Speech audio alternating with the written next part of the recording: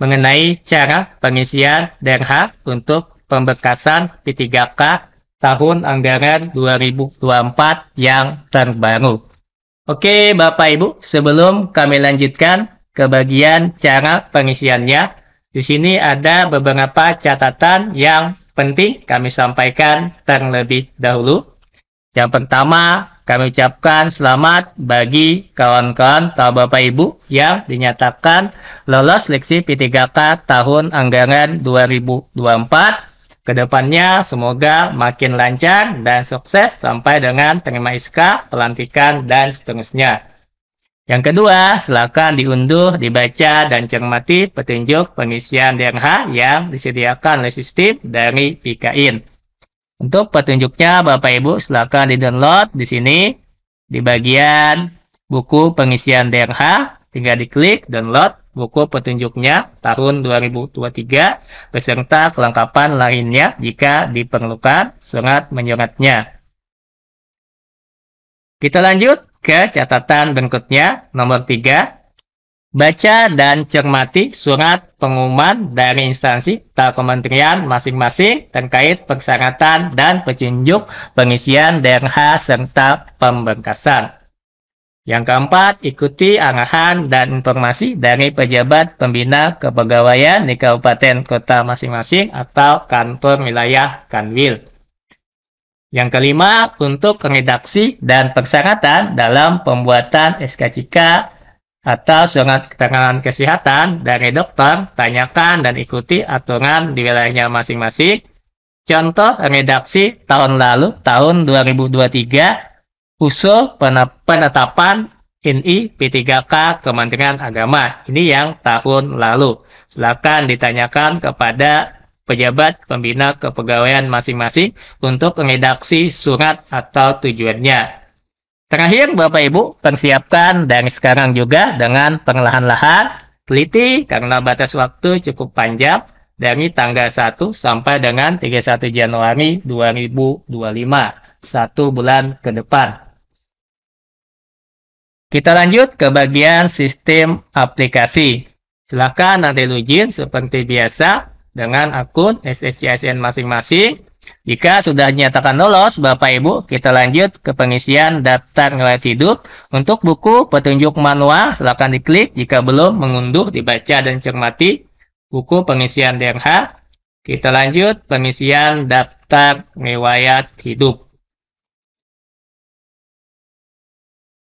Oke, Bapak Ibu, di sini ada 6 data yang perlu diisi dan dilengkapi. Dari data perorangan sampai dengan dokumen, 6 data utama.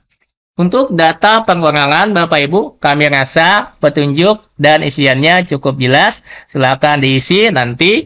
Jika data atau isian yang sifatnya autocomplete, silakan diketikkan terlebih dahulu kata kunci dan pencariannya. Jika sudah muncul, baru disimpan. Untuk data yang sifatnya manual, tinggal diketikkan langsung dan disimpan. Oke, ini kami rasa cukup mudah dan cukup jelas. Kita lanjut ke bagian bawah. Untuk melanjutkan ke data berikutnya, tinggal kita masukkan captcha di bagian atas. Jika ada perubahan atau penyesuaian kembali, nanti bisa diedit selama belum melakukan resume. Kita lanjut, Bapak Ibu, data selanjutnya. Data pendidikan. Untuk data pendidikan di sini, Bapak Ibu, yang terisi data ijazah pendidikan kita saat mendaftar. Jadi, untuk data yang di sini, yang terisi data ijazah saat kita mendaftar, sifatnya tidak bisa dihapus, cuma bisa diubah. Jika isiannya belum lengkap, silakan nanti disesuaikan, Bapak Ibu.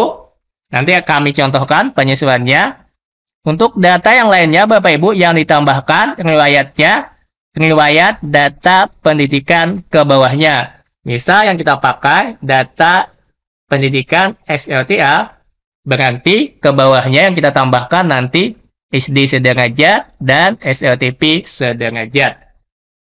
Untuk ke atasnya, Bapak Ibu, tidak bisa lagi ditambahkan ke atas dari SLTA. Karena ini ijazah yang kita pakai saat mendaftar, sudah paling tinggi. Cara mengubah untuk ijazah yang sudah kita pakai mendaftar, jika ada penyesuaian atau pengubahan, misal penandatangannya belum terisi, atau yang lainnya, tinggal klik tombol ubah, namun tidak bisa dihapus.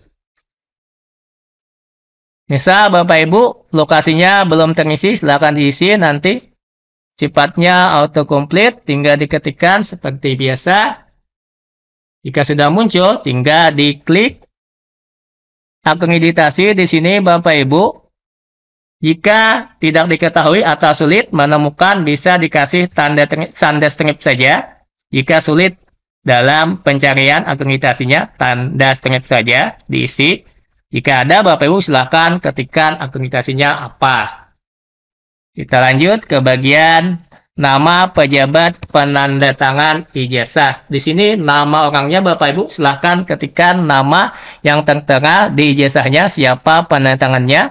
Jika pakai gelar, Bapak Ibu silahkan tulis dengan gelar sesuai dengan ijazahnya. Jika tanpa gelar, silahkan ditulis tanpa gelar sesuai dengan ijazahnya.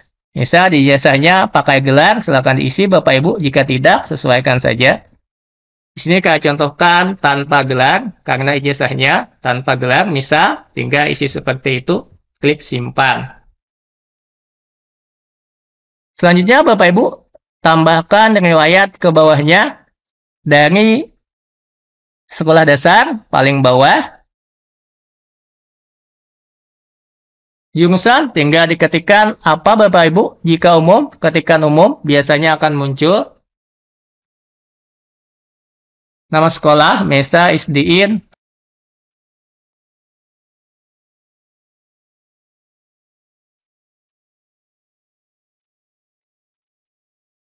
Lokasi sekolah, Bapak Ibu, sama seperti tadi, autocomplete, tinggal diketikkan. Akreditasi, jika sulit dicari, tinggal tanda strip. Jika tidak diketahui, nomor ijazah kami simulasikan saja. Tanggal ijazah juga kami simulasikan.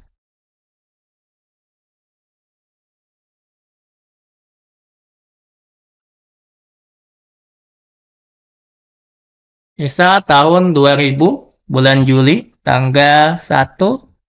Nama pejabat penandatangan silakan diisi. Misal siapa, tanpa gelar atau tidak. Lihat ijazahnya masing-masing. Jika ada gelarnya, tuliskan. Misal dokter siapa. Dokter Andus, misal.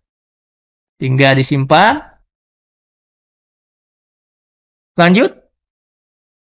Di atasnya lagi, di atas SD, tentunya SLTP sudah ketikkan jurusan, jika umum, ketikkan umum saja. Sama seperti tadi Bapak Ibu.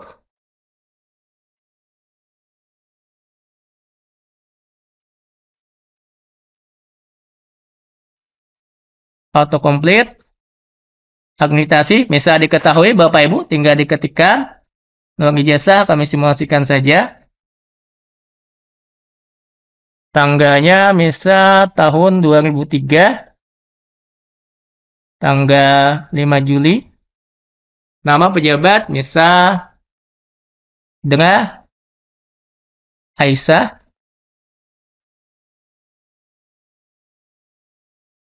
Tarik ke bawah Bapak Ibu untuk menyimpan. Simpan. Oke, Bapak Ibu sudah lengkap riwayat pendidikan yang kita tambahkan. Karena ijazah yang kita pakai terakhir SLTA, jadi yang kita tambahkan SLTP dan sekolah dasar ke bawahnya. Untuk riwayat ke bawahnya. Untuk yang riwayat ke bawahnya, Bapak Ibu bisa dihapus.